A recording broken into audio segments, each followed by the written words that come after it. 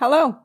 Welcome to Healthy by Choice, the podcast that's here to ignite your belief in what's truly possible for your health and well-being. Hi, I'm Dr. Kerry, and what lights me up is empowering others. My mission has always been to inspire you to take your health seriously and give you the tools to understand your body on a deeper, more meaningful level. In each episode, we'll explore the healing power of nature, the role of real food as medicine, and how intentional movement can restore balance to your body and mind. So whether you're on a journey of prevention, recovery, or simply seeking more vitality, this podcast is your reminder. You hold the power to heal. Thanks so much for joining me.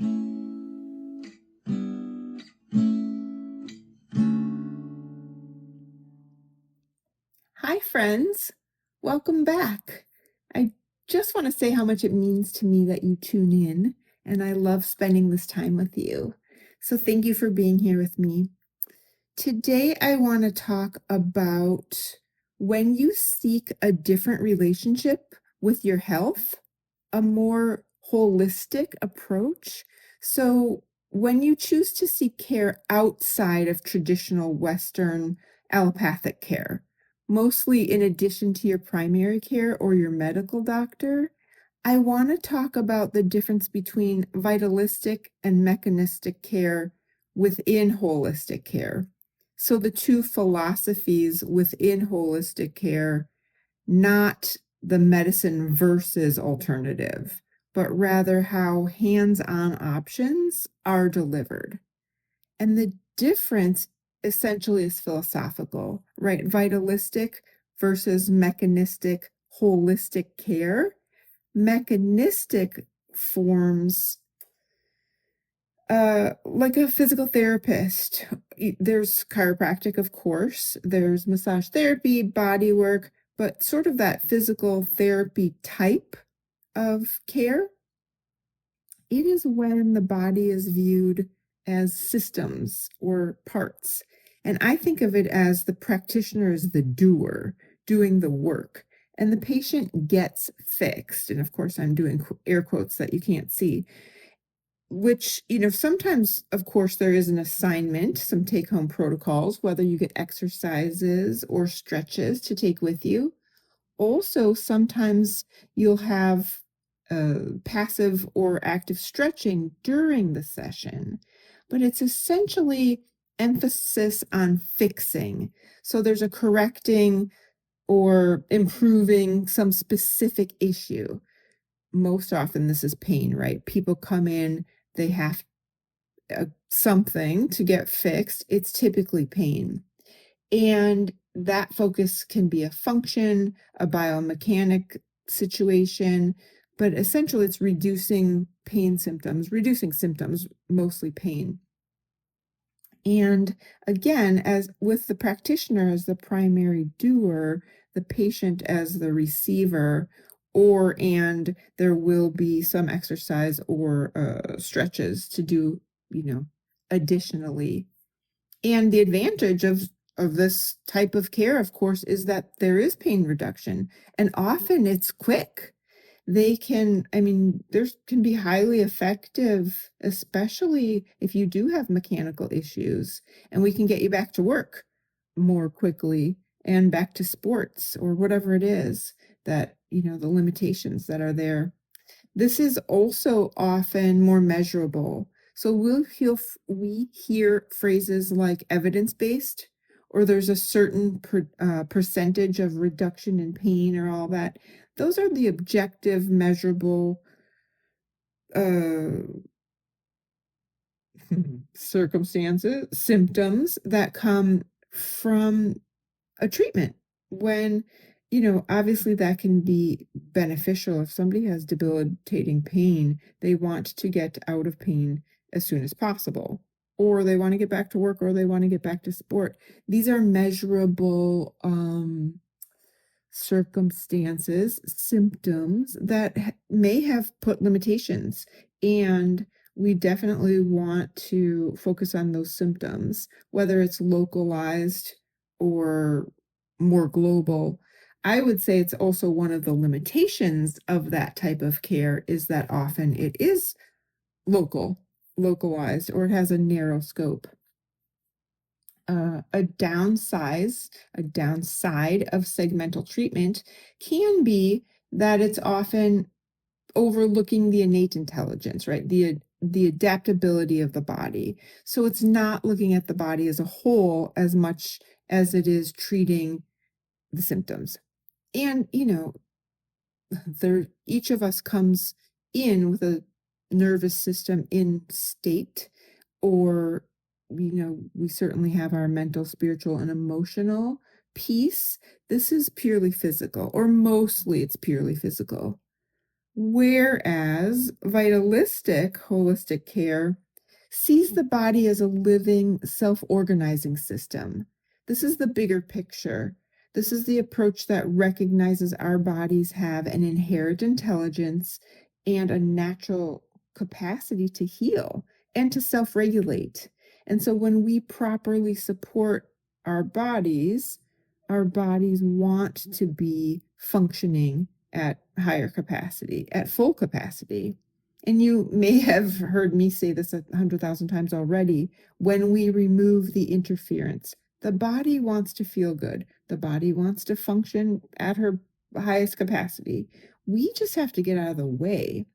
And so this is when the practitioner is more of a guide, helping to remove interference, but really to allow, I'm going to say, your body to do her job, to function at her highest. The focus of vitalistic care is nervous system regulation. And I know that's trendy right now, and I'm actually really glad that it is. I'm glad that physical therapists are talking about it and psychologists are talking about it. And it's a little bit on trend, but the reality is we know when our nervous systems feel good. We know when our nervous systems feel regulated. And that's a calm, right? A calm comes over our body. And, adaptability, we have better adaptability when we are regulated, and we have more resilience. Naturally, we have resilience. Our bodies are naturally able to take on more. The emphasis is in connection, not just correction, and awareness. I always say the brain in communication with the body and the body in communication with the brain.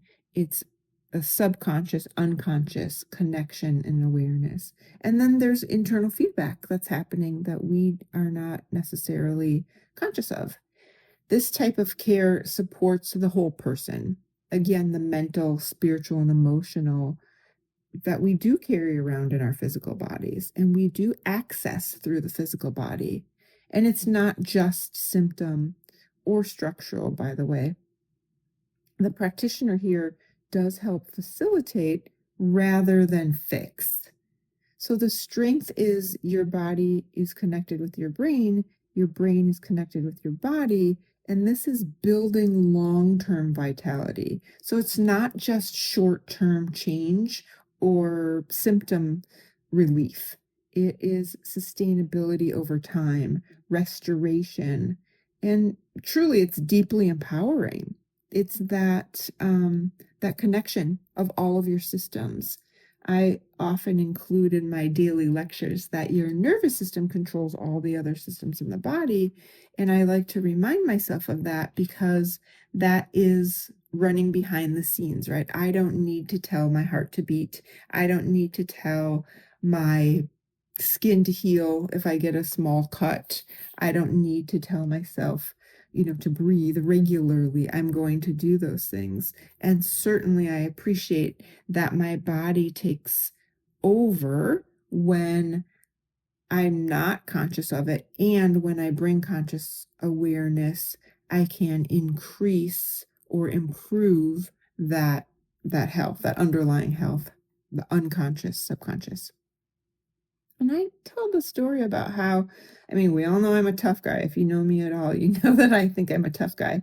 And I went to regular chiropractic care for many years, and I did what I thought tough guys did. I lifted weights. I had no idea what proper form was. And then I went to the chiropractor and I went for the pop. I was like, yeah, pop and crack, like whatever. And then when I moved to California, I saw a gentle chiropractor. I came in to have an adjustment and I was like, I do not know what kind of voodoo is happening here, but I have to be polite. This is somebody I see out in the world, and I'm just like not going to come back. I'm going to like pay the bill and get out of here. This is so weird. Why is she not cracking me? No pops, no twisting, no cracking, no popping. And for me, what happened is when I got off the table, I describe it as there was an earthquake in my body. And somehow in my young 20s, I made that experience mean that my body was organizing herself. I kind of felt like she was, I'm going to say self-regulating. Those are my words now, but I knew that she was organizing in a way that was not an outside force doing the job for me, but rather my system taking over, doing the work. And so, first of all, I went home and I knocked out. I slept like I haven't slept in I don't know. And I was like, whoa, this is crazy. And I just sort of made it make sense for me that, again, it was not an outside force doing the work, but rather she was helping me be in connection. And it was much less about a quick fix and much more about me having this, lasting transformation, right? My body is taking over. And I have since been committed, to doing that. I've been a chiropractor for many years, and I have always taken the more gentle approach for that reason, because it was my experience in my body. And I just want to be clear, both approaches are valuable. There's no either or here. This is not an either or conversation. And the most powerful care often integrates a mechanistic skill with a vitalistic intention, supporting the body while honoring its wisdom above all else. When we can support our bodies and honor our wisdom, that's when the healing really happens on the deeper levels, not the ones that we set forth or set our intention toward, because we don't necessarily know what they need, right? The vitalistic care does not reject structure or technique. The main concern is to honor the lived experience of the person receiving care. That's the most important above all. So mechanistic care asks, how do we fix this? Vitalistic care asks, how do we support the body's ability to heal? Mechanistic care works on the body. Vitalistic care works with the body. And certainly no right or wrong.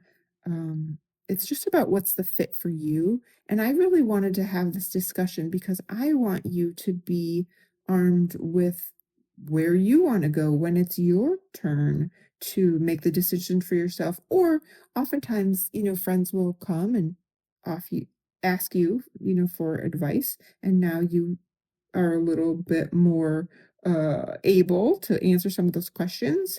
And, I hope this is helpful for you to make those choices, not only for your needs and your desired outcomes, but to also recognize that sometimes short term looks different than long term.